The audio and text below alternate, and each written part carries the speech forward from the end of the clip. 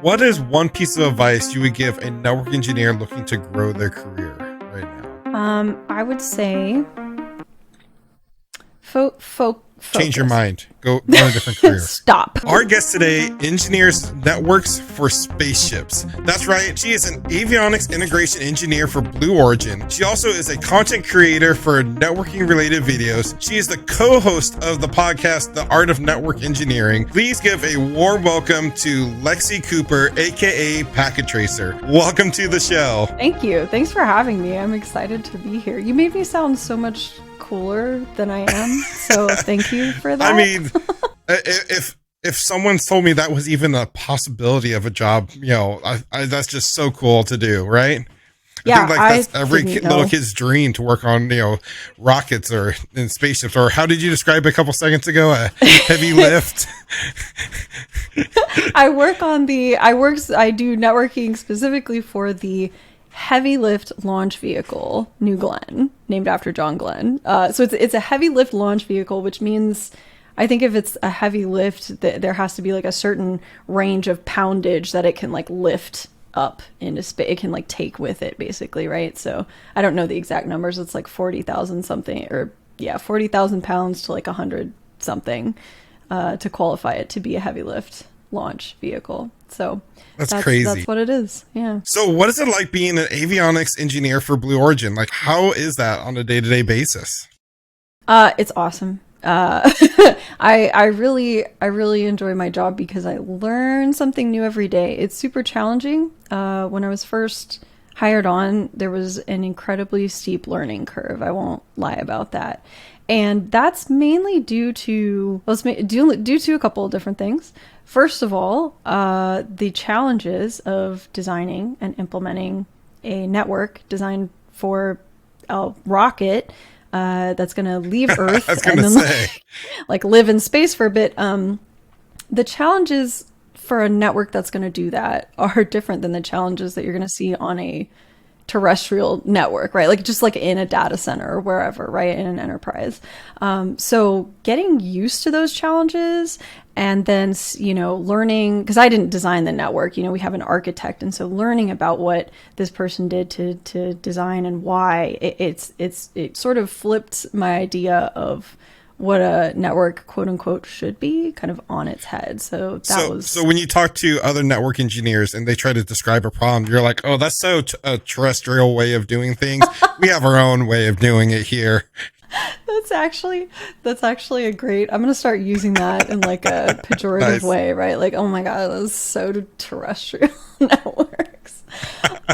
No, it's just like, it just means, I can't really Google. I can Google some things, like some pieces of it, but really, if I'm having an issue, I can't just go out there and find somebody who has asked the same question that I have, because nobody else, as far as I'm aware, is doing what we're doing, right? We have our own unique solution to or at things. Least talking about it. Right. Yeah. And I'm sorry to everybody listening. I can't talk about specifics about the rocket network or anything like that. As far as day-to-day of the job, you know, after I got over that super steep learning curve, now mostly my work is project driven. You know, we have a launch date, right? We have a target launch date. So in order to get us successfully to that launch date, we have some really big goals, and those goals are broken down into smaller goals, which are broken down into smaller goals, and so on. And all of us have our, you know, things that need to be achieved by launch date in order to make it a successful launch. So we all have our eyes kind of on that prize. And so that's sort of what dictates what I'm working on in the moment. Sometimes I have multiple projects going. Sometimes I only have one big one. It just depends on my priorities at that time. Most of my day is spent in one lab or another, basically. Talk about never having a dull moment. You know what I mean? Yeah. But so let's take it back and talk about how you got started in the field and how did that lead to your current position? Yeah, okay. I'll try not to make this super long-winded. I really haven't been doing networking for very long. I just passed my like 4-year anniversary of like starting my first networking job in January. So that's crazy that you went from just starting in the field to all the way there in 4 years. Yeah, I'm incredibly fortunate. I won't lie. A lot of what what I've achieved is due to obviously some hard work and everything, but ultimately I've been very lucky too. So I feel very grateful for it. I had a whole career prior to getting into networking, and without being too long-winded about it, I didn't know networking was a thing. I didn't know a network engineer was a job. I was taking some sort of like introductory courses at a community college near, where I was living at the time. And, it was like intro to programming, intro to computers type stuff. And one of them happened to be intro to networks. I didn't know what networks meant. I didn't know what that was. But I took that class and it just blew my mind. When I found out what an IP address is, like that was the moment, right? That I was like, I really want to do this. So anyway, fast forward, I ended up getting my first job in networking at a NOC, working the overnight shift. So that was a pretty typical sort of NOC analyst, NOC technician. My title was network engineer, but I looking back on it, I think a lot of the work that I did was less network engineering, more like, technician or analyst even. We were doing break fix work, right? So not a lot of implementation or, deployment there. So while I was there, I started doing stupid shit on Twitter, and, I also was studying for the CCMP. At one point I started streaming myself studying, and, that never got a huge audience just because it's the most boring possible thing you could ever stream ever is me reading out of a Cisco Press textbook. But, it's fine. Occasionally it was a study tool, right? It helped me focus to just be there in front of the screen. Occasionally some network engineers would actually pop into chat, or people adjacent to networking, right? Other people in tech. And so I'd have some good conversations with people, and meet some cool folks. And eventually I think, somebody found me, somebody from Blue, saw me streaming either on Reddit or Twitch or something, streaming myself learning. And at the time in my Twitter bio, I had this note that said, it was kind of a joke, but also serious. It said, y'all know how I could get a job at NASA? Because I've always wanted to work for NASA, even though I'm insanely unqualified for all of that. And this person messaged me on Twitter and was like, hey, if you're interested in aerospace, I can tell you a little bit about some of the protocols out there that you might want to know if you're going to start looking into jobs in aerospace. And I was like, yeah, that'd be awesome. So we had a cool conversation. That's where I learned about protocols like time-triggered Ethernet, for example. Had never heard of that before. I think a lot of people probably haven't, right? So great conversation, and then it sort of died out. And then after a few months, they contacted me again. And they were like, okay, so I don't work for NASA, but I work for this other company, and we have a job opening. Are you interested? And of course I said yes. I looked at that job rec, and it was they're all wish lists, right? Of your perfect candidate. Absolutely. So I'm looking at this, I'm like, okay, I don't have a PhD in Python or anything, right? So, but I applied anyway because, of course, dream job, right? I didn't know you could be a network engineer, for a rocket either, right? So very cool. Long story short, I got very, very lucky, and I happened to be, I guess, the person they were looking for that job. And I went through a couple rounds of interviews, and I was offered the position. And here I am in Seattle a year later. That's such a cool story. And, again, just you were able to do that in such a short time of entering the field, where, like you said, you literally barely even knew what networking was. And 4 years later, you are engineering systems that are going to go into space. I mean, that's just mind blowing. And it's proof that anyone can do it. That, it's completely achievable. 100%. Yeah, absolutely. I know everybody says this, but I really believe if I could do stuff like this, anybody can, truly. I was very fortunate though. I got very lucky in that people, time and again, a number of times, were willing to take a chance on me when I was not on paper the ideal candidate, right?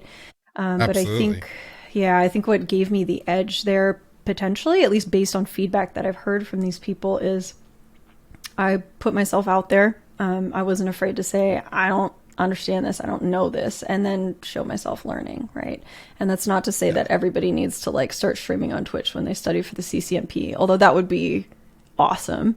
The best way to learn something is to teach it. Exactly, yeah. So, that's what I was doing in the stream, right? Just sort of like explaining it out loud to myself, flash the camera, and then it's a good way to like reinforce that knowledge. So anyway, I think just I put myself out there. I showed myself willing to learn and like not afraid to say I don't know this, but I'm going to go learn it.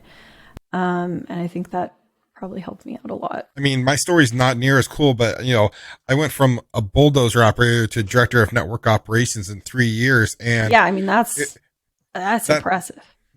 not as impressive, I don't think. Yeah, yes, it is. Director of operation. Well, thank you. Yeah. But after I got that job, like I applied for it thinking, no, this is a dream job. I'm never going to land it. That was like my end career goal.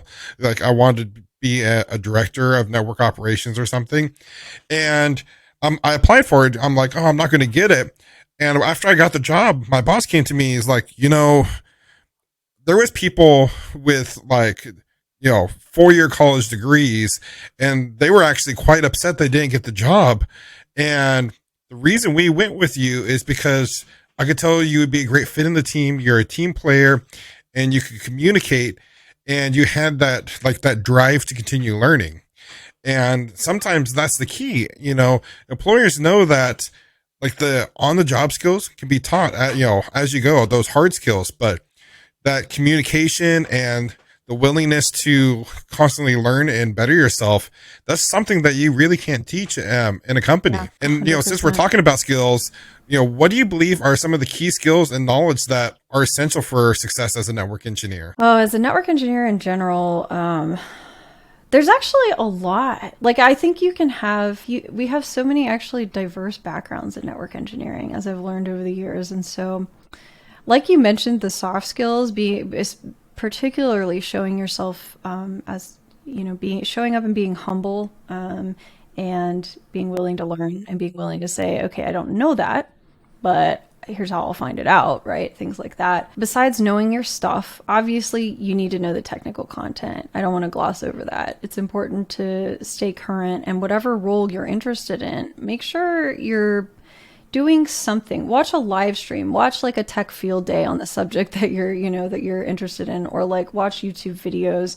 I wouldn't say you have to go get on the cert hamster wheel, as we call it, but getting a couple certs here and there, to refresh your skills, or if you're starting out, start out with like a CCNA or something, always a good thing to do. Yeah, I mean, be willing to like just admit you don't know something, because none of us can know everything. Networking is such a huge umbrella like career, Absolutely. So yeah. And that's one big piece of advice I give everyone, especially when they're first starting out in the field, is your employer really doesn't expect you to know everything. And if they do, they're not a good employer, because no one can really be a product expert, truly, because technology is changing at such a fast pace. You have to constantly be learning. But, the key to success, I believe, is the people who are willing to continue to learn and learn new skills, and don't be afraid to say, geez, I don't know that question, the answer to that question. Let me go do some research and get back to you. That's perfectly acceptable answer. I know I give that quite often still. Actually, yeah, the research part, I didn't think about that at first, but being able to research is also actually a good skill to have.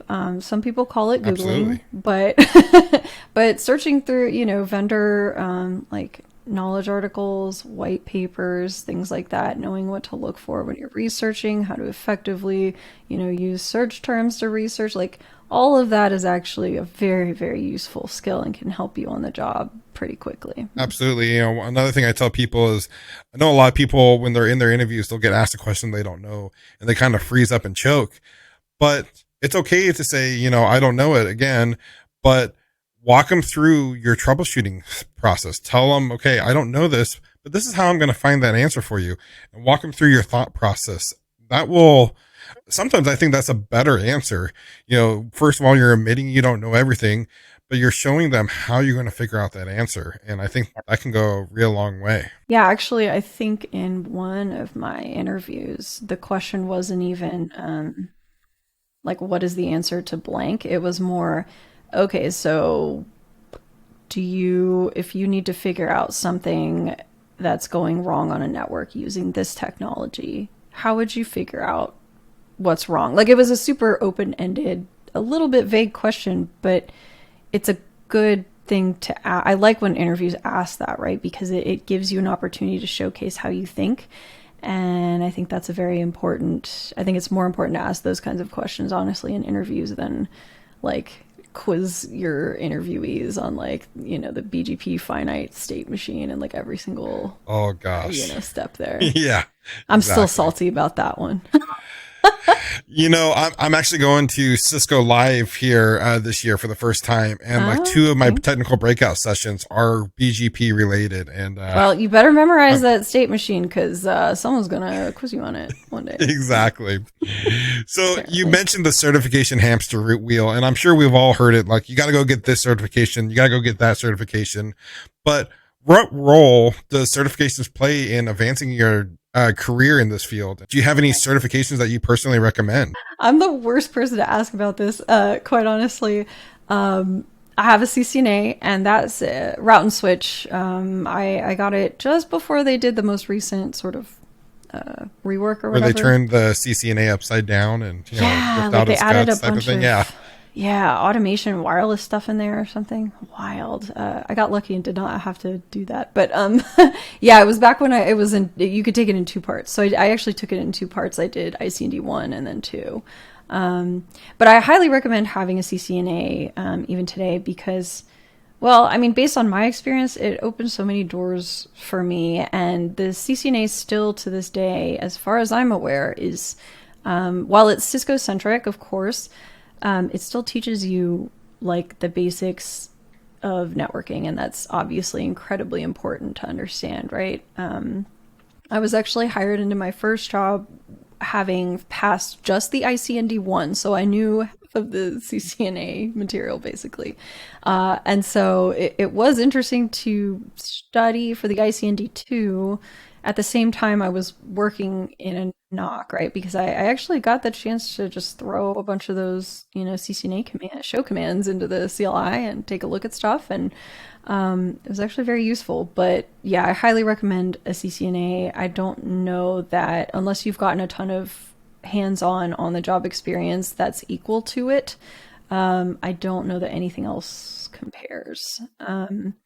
No, And then I mean, Cisco really sets the gold standard when it comes to they do. certifications in networking, at least. Yeah, they do. At least for something, if for starting off in networking cert, it's a really, really good one because I don't have a JNCIA or anything like that, but I think Juniper certs are also very good. It's just that it sounds like they assume that you already know networking. They're not trying to teach you basic networking, right? From So, someone who deals with a complete Juniper environment, coming from learning all my knowledge on Cisco gear, and whew, yeah, it's that's fun. it's surprising. Networking is networking at the end of the day. But yes, I 100% agree, and I've yet to go get I think it's the JNCIS or whatever certification. One day I will, but looking at some of their material they put out there, yeah, they kind of already expect you to have that kind of Yeah, they base cut to the level chase. knowledge. Yeah. Okay. Yeah. Although I wouldn't not recommend a Juniper cert, either. I'm a big fan of both Cisco and Juniper equipment, and so I think it's worth learning, whether that's hands-on or with a cert. I think it's very worth learning both of those vendors. But as far as certs, like that's all I have, right? I have a CCNA RNS. Technically, they give you like a little consolation certification after you pass the enterprise core, the encore test, and I have done Nice. that.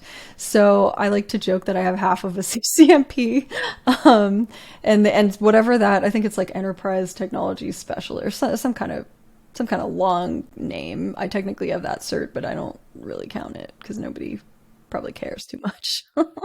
Yeah. Well, and I've gone as far as I am now with still, I only have my A plus and a Cisco Meraki cert, which is, a cloud platform, but still, certifications aren't everything, but Mm-hmm. a lot of people ask me, okay, what certification do I need?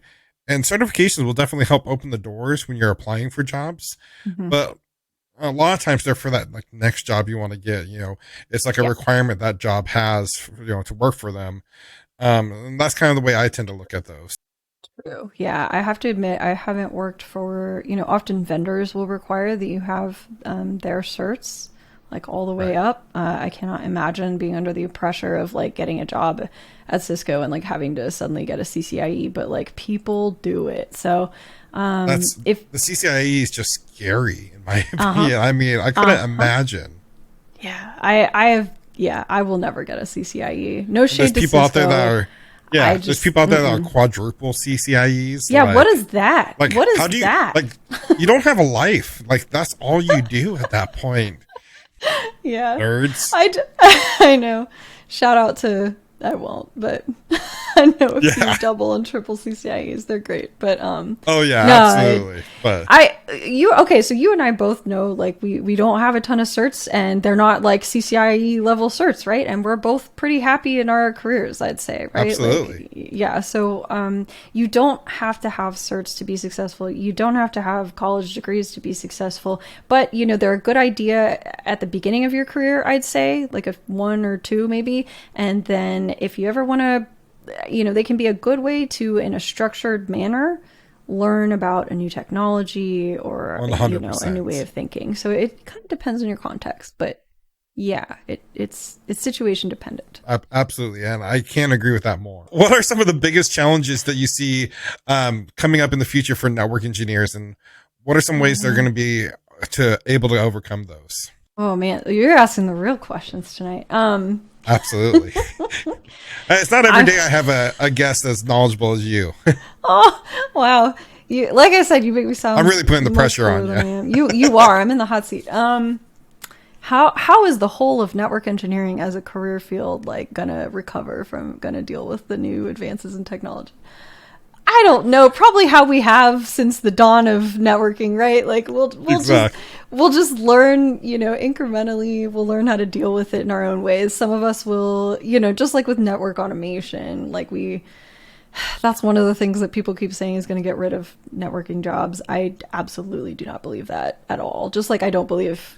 Yeah. That was my next question. Like AI and network automation, are those going to just wipe all our jobs out of Oh, existence? no, everyone needs to stop saying that, right? Like, you don't have to like pay so and so, $6,000 for a boot camp just so you can learn network automation in like 3 days because they're coming for your jobs, the robots, right? Like, you're gonna be okay. We're always gonna need people who understand networking at a deeper level than like a software engineer might, for example, right? And I can attest to that because I work with tons and tons of lots of different kinds of engineers, but lots of software engineers in aerospace.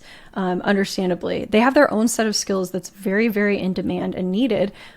But nobody can know everything, and I work with a lot of software engineers who ask me for information about networking because they have general knowledge, but for what they're doing, they don't need to have in-depth knowledge of like such and such routing protocol. So that's why I'm there, right? So we're always going to need people who understand networking at a deeper level than just like surface.